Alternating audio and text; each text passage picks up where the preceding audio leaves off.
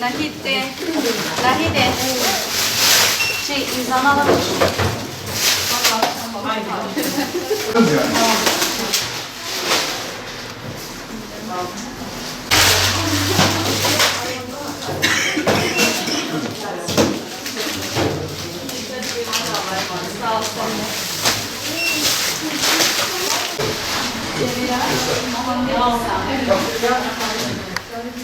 Olsun Bursa Umut Kervan olarak sosyal marketimizde çalışmalarımız her geçen gün büyüyerek devam ediyor.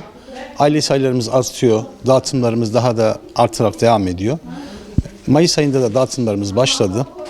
Bugün ikinci günümüz. 2 günden beri dağıtımlarımızı yapıyoruz. Yüzlerce ailemiz geldi. İhtiyaçlarını gönüllerince alıyorlar. İhtiyaçlarını karşılıyorlar. Zaten kermesimizi yaptık. Hamdolsun kermeste gelen miktarları ailelerimize dağıtıyoruz. Onlara da bayram harçlıklarını veriyoruz. Şimdi inşallah önümüzdeki hafta da bayramdan önce ailelerimizin, çocuklarımızın, yetimlerimizin ayakkabılarını, harçlıklarını onlara teslim edeceğiz.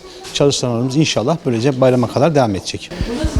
Bugüne kadar bizi hiç yalnız bırakmayan, sürekli destekleyen, muhtaç ailelerimizin ihtiyaçlarını karşılayan, yetimlerimizin ihtiyaçlarını karşılayan, hem gıda olarak, hem sosyal marketimizi destekleyerek, hem bayramda etler olarak, hem de onların yaptıkları bağışlarla, onların harçlarının ihtiyaçlarını karşılayan, nakdi olarak da ihtiyaçlarını karşılayan tüm hayırseverlerimize gönülden teşekkür ediyoruz.